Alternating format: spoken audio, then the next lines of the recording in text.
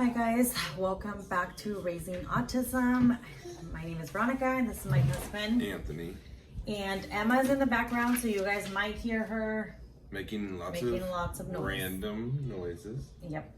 So if you do, that's what it is. But, you know, parent life. So we would like to answer some questions that you guys had. And I will be trying to read them off. I have horrible handwriting. Is not the best. So, I have man handwriting. The first one is, what are the challenges of having a child with autism? And how does it affect our marriage? And faith. And how does it affect our faith? And how do we get through it?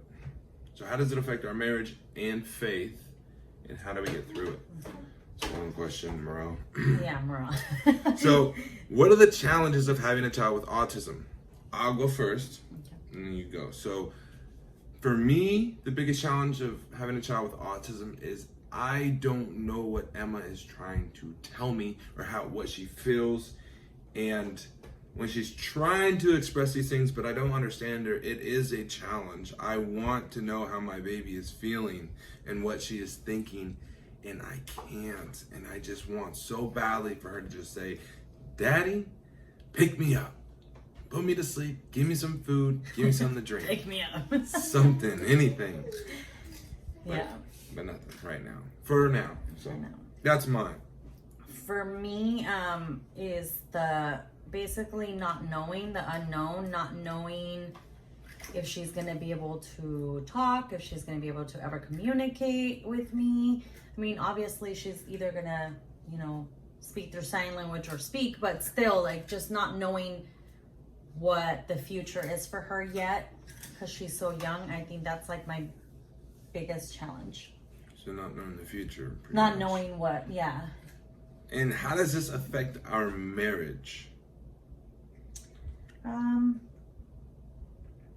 I mean, I guess it affects us because sometimes we don't agree with certain things in a way. Right, and I would say Emma's autism doesn't affect our marriage in any negative or positive way, but we do get irritated and frustrated with each other. Like if Emma's having a meltdown or throwing a fit or something, you know, and I get upset or irritated, she'll get upset that I'm upset. But I think this happens with every married couple, even if you don't have children. Mm-hmm. If your significant other is angry, you automatically get angry by default just because they're angry. Well, but I'm sure we're not the only ones. And how does this affect our faith? For me, I believe that the Lord gave us Emma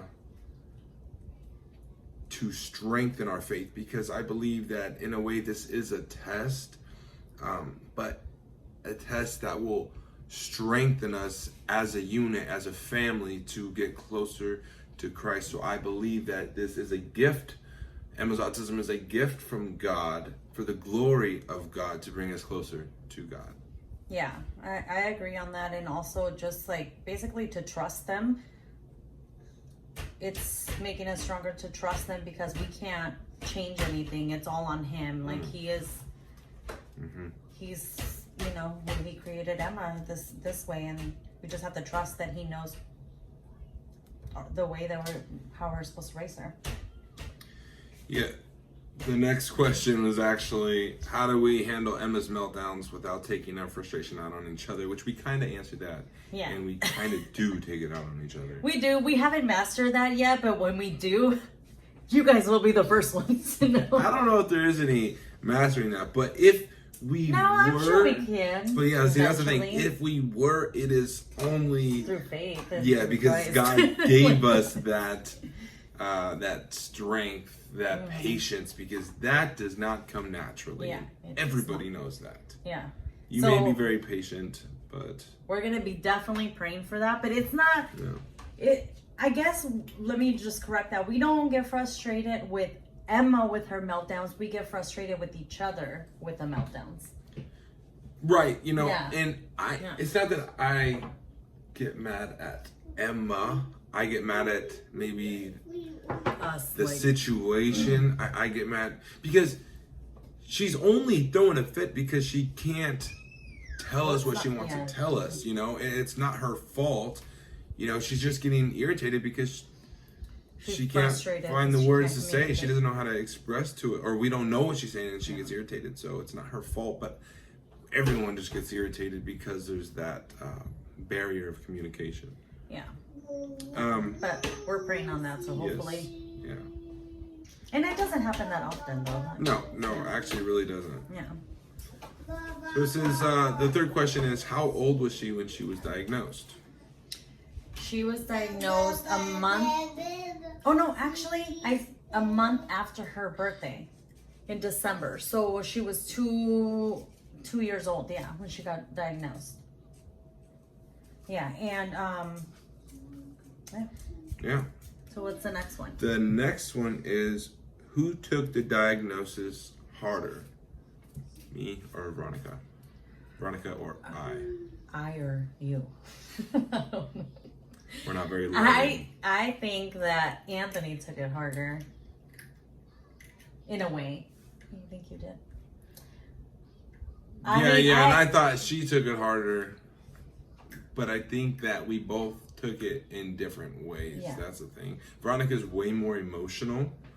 And she shows her emotions through tears. I show my emotions through frustration, anger and frustration, which is definitely not good. I know that's not good.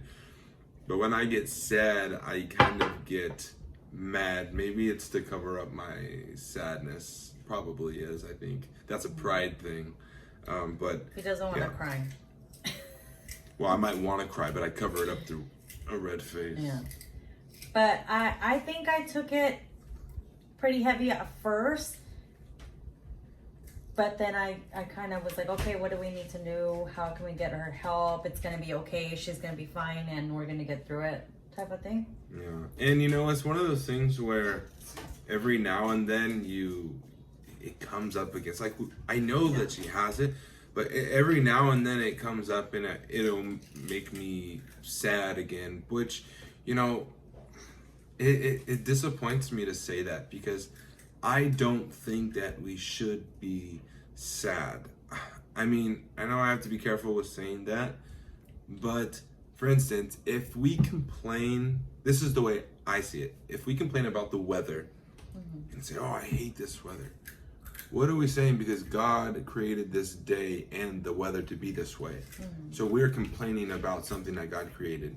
So in being sad or disappointed about Emma's situation, that's not bringing honor or glory to God. So we need to be careful with our feelings, our negative feelings towards Emma's autism. Yeah.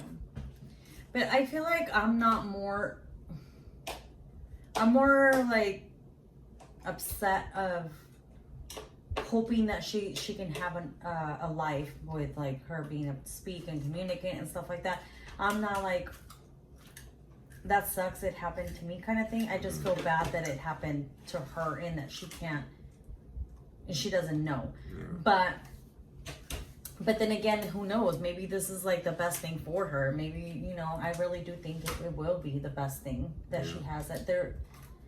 Remember that message that girl wrote about integrity and like all this other stuff about autism? Oh yeah. That was very beautiful, and it made me think and see autism in a very different light. Yeah.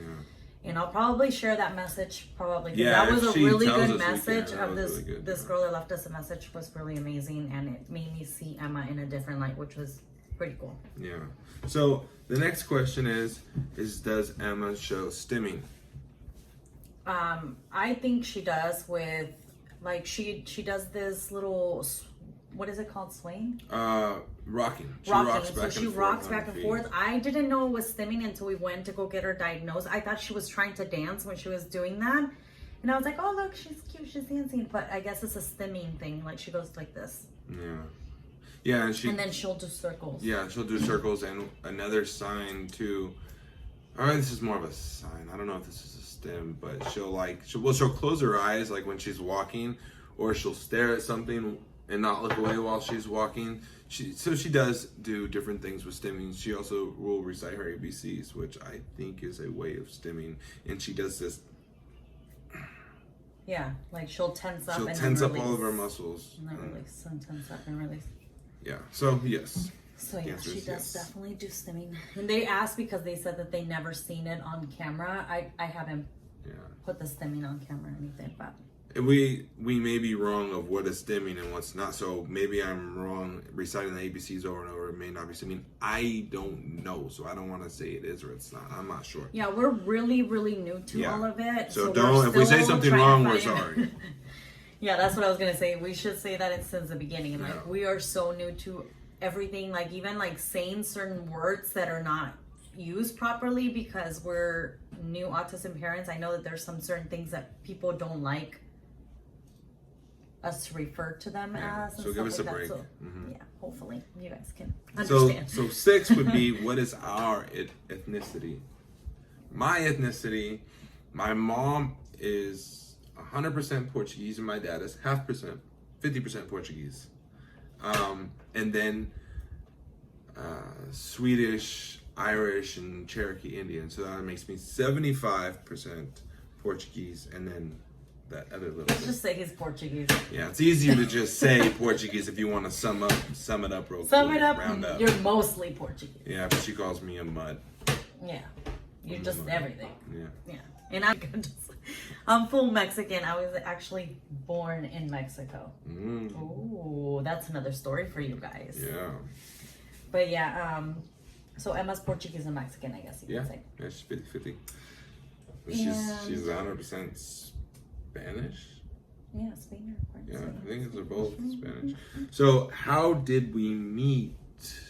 I thought we talked about this, but maybe we didn't. So, if we didn't, we met. No, we talked about it on my cleaning channel. Oh, yeah, because cleaning and meeting have a lot to do with each other. So, yes, we met very, very classy at a club where Veronica wound up carrying me half the night. This little girl carrying me half the night. Yeah, we met. That's how I knew she was a keeper. Oh yeah, yeah. We met through a mutual friend of mine. Like he was a friend of mine through work, and he was a friend of him through working out at the gym. And they invited us to go out, and then that's how we met at the club. But this was before we became Christian, guys. All right, so don't come at us and tell us why we were at the club. Yeah. So number 8 is, are we planning on having more kids? If so, how many? This is a question that is kind of hard for me to answer because we're not planning on having kids, but if we have kids, if we have another kid, I'd be excited about it. But I'm also scared about it in a way too, because it's hard having a child with autism, and I think we have a higher chance of having another child with autism. Not saying that we wouldn't want another child just because they have autism, that's not the case, but it's hard, and you know, we find ourselves having a lot less time together, so we would have even more less time together. Emma barely sleeps as it is. We don't have very much time. She doesn't, she still has like sleeping issues and stuff like that. For me, I've always wanted to have 3 kids, so I definitely would love another one. Anthony's kind of like, if it happens, it happens. I want another one, but I also wanted one by a certain age, and I'm not going to tell you guys my age right now, but it's past it. So yeah, we are thinking about adopting as well, though. Yeah, that was we've another been thing thinking too. about adopting.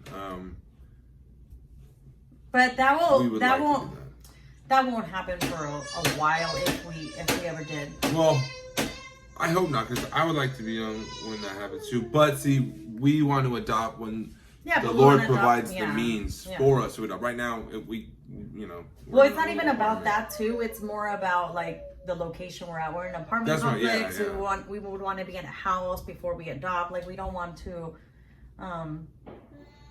to be in an apartment complex. I don't Those are even know fireworks. if Those aren't gunshots if you hear any. Yeah, there's fireworks going off over here. But we live in the hood, but it's not. But yeah, even if we either adopt or we have another one that is kind of up in the air, but we're definitely not preventing having kids. And if it happens, it definitely happens. It took us about 3 years to have Emma, so we'll see. How old is Emma, Veronica? Veronica, you don't know how old your daughter is? 2.5. So that's a question. She's a little bit over 2.5. She's gonna be 3 in November. But. And when did we notice a change in her? That's a good question. Yeah, I didn't notice it until later. I noticed it about like 18 months because I just kept thinking like it's fine. She's still young. She doesn't have to speak yet. She doesn't have to do certain things. But it wasn't until like 18 months when I noticed that she wasn't turning around when we would call her or like making eye contact with us. And then that's kind of when I noticed. But Anthony, yeah, there's little things like I had no idea this was a sign.